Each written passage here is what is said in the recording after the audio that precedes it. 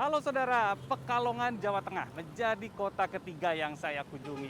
Apa yang menarik di sini? Ayo kita jalan-jalan mencari berkah di Safari Ramadan. Ini menjadi tujuan pertama saya saat berada di Pekalongan, Jawa Tengah ini, yaitu berada di Masjid Jami Aulia di wilayah Sapuro di Kota Pekalongan. Nah, ada apa yang menarik di sini? Katanya ada Al-Quran yang berukuran cukup besar. Itu tinggi, jadi tinggi saya itu sekitar 180 cm. Ya, mungkin ini lebih dari 2 meter sih tingginya, dan lebarnya juga kalau untuk seluruhnya kayaknya bisa mencapai 2 meter juga, 2 sampai 3 meter, dan benar-benar besar sih. Sebentar, saya ingin melihat dulu. Wow, emang besar sekali. Ya kalau dilihat di sini memang Al-Qur'annya ini sepertinya bukan Al-Qur'an berisi full seluruh surat. Tadi ini seperti ini adalah surat Al-Fatihah, kemudian surat Al-Insyirah.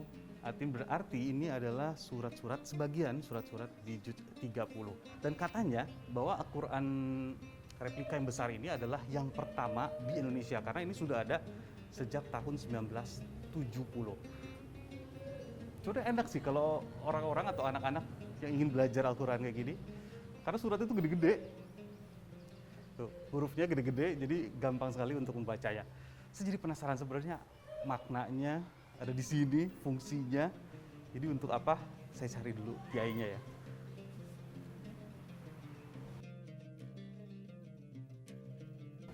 Nah, ini sudah ada dengan pengurusnya. Ini ada Pak Kiai Dananir. Pak Kiai, jadi Quran besar ini betul ya sudah ada sejak tahun 1970? Betul. Itu gimana ceritanya bisa akhirnya sampai di sini? Dulu di Masjid Aulia ini sebenarnya dulu namanya bukan Masjid Aulia, Oh, namanya Masjid Galuh Rantai. Pada tahun itu, tahun 70 masih bernama Galuh Rantai. Diadakan sebuah rehab besar. Setelah selesai, maka dari panitia, di mana panitia waktu itu ada namanya Bapak Basari Suparjo dan Bapak Muhammad Aswantari, menghadiahi sebuah Quran besar yang ditulis oleh seorang ahli kaligrafi namanya Bapak Haji Rahmat, orang Pekalongan. Dihadiahkan dalam acara syukuran setelah selesainya rehab masjid ini. Kemudian pada tahun 80, saya pribadi mengusulkan pada pengurus waktu itu supaya masjid ini diganti dengan nama Masjid Aulia. Nah, waktu itu pun ya ada sedikit diskusi alasannya apa masjid ini diganti dengan nama itu. Akhirnya saya berargumen bahwa karena di Sapur ini banyak para wali dimakamkan di sini, sehingga masjid ini dibangun di tengah-tengah para wali, ya kata jamaknya aulia itu ya. Aulia. Maka akhirnya diterima oleh pengurus masjid ini diganti nama dengan nama Masjid Jami Aulia Sapuro. Itu pada tahun 80. Ya. Nah, saya balik lagi ke Al-Quran ini. Jadi sekarang fungsinya dari Al-Quran besar ini di masjid ini untuk apa? Ya kalau kita bicara fungsinya banyak sekali. Ya untuk dibaca, yang jelas Quran itu dibaca. Iya. Kedua, menghormati karya orang dulu. Ya kan sudah 50 tahun ya. Jadi seorang kaligrafi yang sangat bagus namanya Pak Rahmat, kita beri apresiasi yang setinggi-tingginya. Karena hasilnya ternyata bagus juga. Dan tulisannya persis dengan Al-Quran yang ada. Dan juga untuk kenang-kenangan. Dan untuk menjawab setiap pertanyaan apabila ada orang-orang tanya menanyakan tentang Quran. Karena ini sudah dikenal di seluruh Indonesia, bahkan dari orang luar aja pernah menanyakan tentang Quran. Berarti 2 tahun yang lalu ada dari Amerika pegang, katanya dari Amerika. ya, menanyakan Quran. Jadi Ini- fungsinya banyak sekali. Dan benar ini adalah yang pertama di Indonesia Quran besar. Quran besar Nah, pertama gitu. menurut ya, cerita replika ya. orang tua bahwa pertama ada Quran besar itu ya ini. Kemudian pada tahun berikutnya diikuti di Di tempat-tempat yang tempat-tempat lain. Saya kan melihat nih huruf-hurufnya besar-besar nih. Nah, Itu biasanya suka dipakai belajar buat anak-anak juga nggak sih? iya kalau Bener ya? anak-anak kan setiap hari yang belajar. Hmm. Di sini kan ada 160 anak yang belajar Quran di sini lewat madrasah TPQ ini. Dan kadang-kadang gurunya untuk pengajarnya ekstrakurikulernya termasuk membaca Al-Quran, termasuk sholat dan lain sebagainya. Berarti manfaatnya, fungsinya, Nah, jadi sangat banyak ya. Sangat manfaat.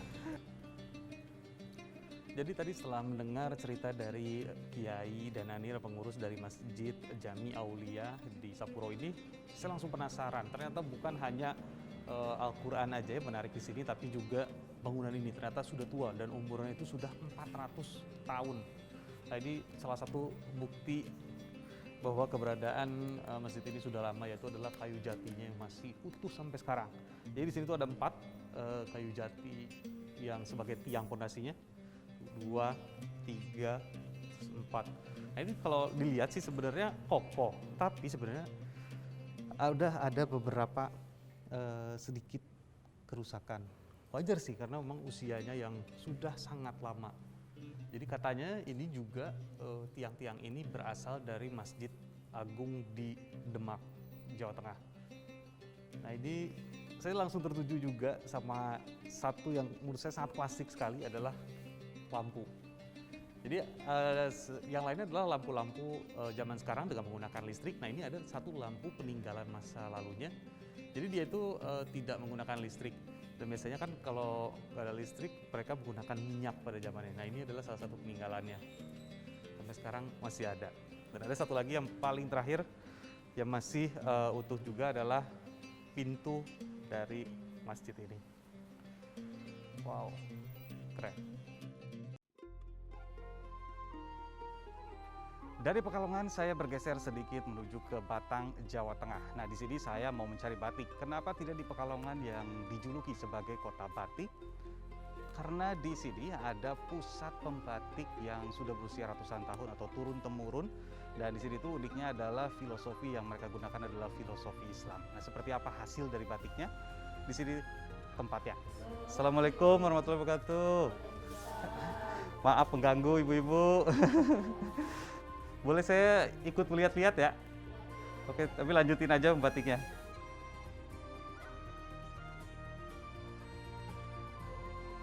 Dan yang saya salut tetap adalah karena dengan menggunakan tangan bisa menghasilkan batik yang serumit ini.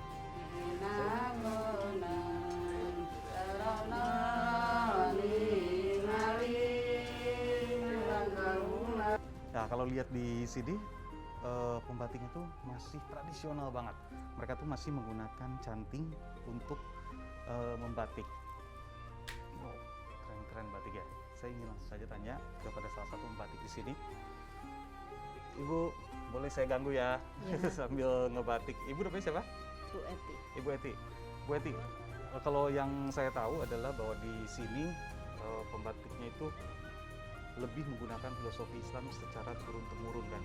Nah, itu bisa dijelasin nggak sih sebenarnya tuh apa filosofi Islam yang digunakan di sini? Apa ya? Kalau di sini narangkan batik kita itu nggak boleh ada jenis makhluk hidup yang kelihatan hidup. Harus dipotong dulu, disembelih. Oh, contohnya ada contohnya? Ada. Itu kenapa, Bu? Di sini menurut di sini syariat Iya. nggak boleh pakai gambar Makhluk hidup itu. Nah, itu kenapa dari mana? Apakah ada kitab? Menurut atau- hadis nggak boleh. Oh, dia memang jadi menurut hadis itu memang sudah turun-temurun Mm-mm, seperti itu. iya. Contohnya gimana? Gitu. Hmm. Nah, ini Oh, ini ya gini. Oh, ini adalah gambar burung ya? ya tuh yang udah disembelih. Oh, ya. Bisa. Jadi burungnya itu tidak ini ya, tidak nyambung ya lehernya ya. Oh, jadi tetap sebenarnya menggunakan makhluk hidup di sini, tapi tidak utuh ya. Tidak utuh. Oke. Nah kalau ini jenis-jenis batiknya? Kalau yang ini motif pelati. Oh. Motif pelati. Kalau di sini biasanya menggunakan berapa motif yang biasa dikerjain? Di sini banyak motif, kira-kira ada 22 motif. 22 motif. Mm-mm. Dengan sejumlah perbedaan ya. Mm-mm. Nah, itu biasanya kalau batik-batik kayak gini itu digunain untuk apa sih Bu? Kalau ciri khas Ada di huruf sini, khusus nggak gitu misalnya? Oh Mm-mm. batik ini mah bagusnya buat undangan, misalnya buat sunatan atau apa gitu. yang 3 negeri biasanya kalau pakai iring-iring nganten itu. Pas mau acara nikah, Iya. yang ini biasanya. Oh yang kayak gini ya. Mm-mm. Ini buat.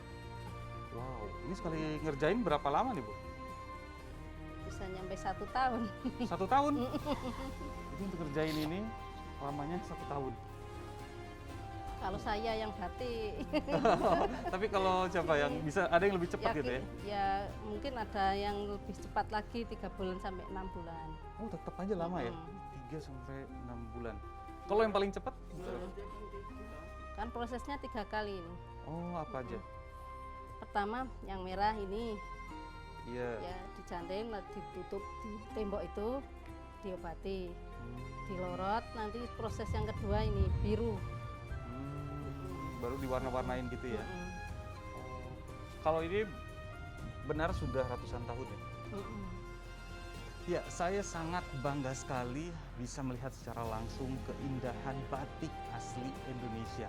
Apalagi UNESCO telah mengakui bahwa batik asli berasal dari Indonesia. Dan saya sangat berharap sekali batik yang dibuat secara manual ini bisa tetap lestari dan tetap ada di Indonesia. Sampai ketemu lagi, jalan-jalan mencari berkah, Safari Abadi.